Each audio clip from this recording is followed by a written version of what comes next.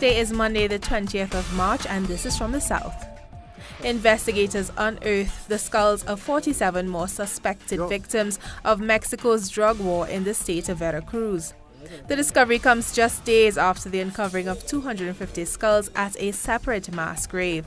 According to the state's Attorney General, the mass graves are used by drug cartels. So far, investigators have positively identified one 3-person family missing since September 2016 and the remains of 2 other men.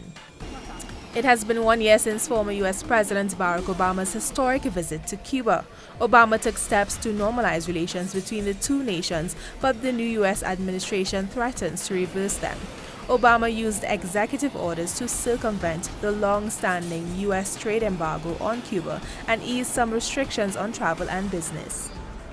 Bolivian Vice President Alvaro Garcia Linera denounced the alleged capture of 9 Bolivian citizens by Chile at the weekend in Bolivian territory. According to Linera, Chile has allowed crime to flourish in northern zones.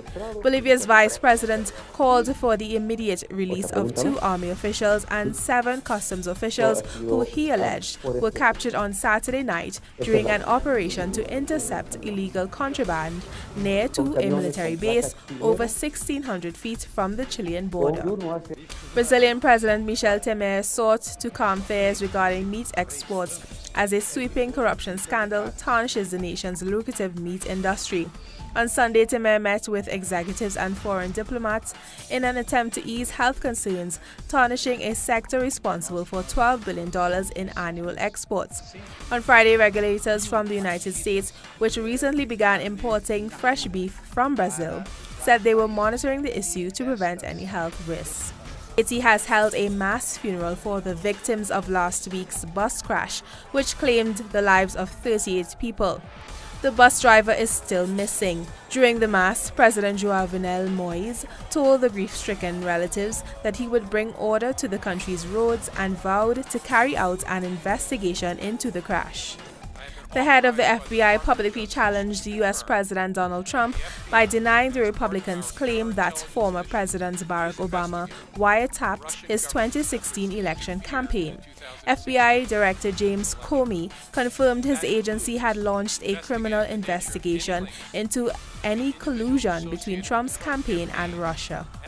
The European Commission has announced that British Prime Minister Theresa May will write to the European Union on March 29th and trigger Article 50.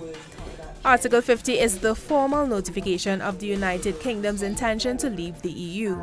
That letter will start the clock ticking on a 2-year countdown to Brexit and allow negotiations to start between London and Brussels in the coming weeks.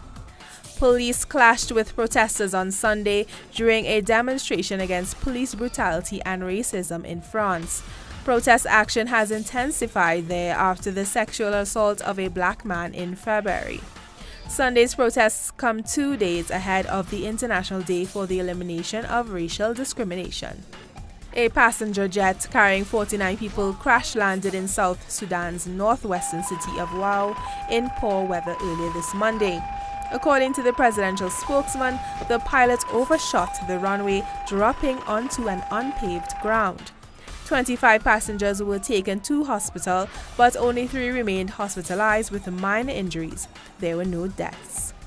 Secretive British street artist BANKSY'S hotel next to Israel's separation wall has welcomed its first guests 2 weeks after its surprise launch. The walled-off hotel is only 4 yards from the controversial wall, which cuts through the occupied West Bank, and all the rooms face it. The hotel is almost totally booked for the next 3 months. Over 100 Mexican horsemen and women took part in the annual Revolution Parade between Juarez and Samalayuca, commemorating the Mexican Revolution of 1913. The Mexican Revolution brought the overthrow of dictator Porfirio Diaz after 35 years of rule. A new election was held in 1911, bringing wealthy landowner Francisco Madero to the presidency.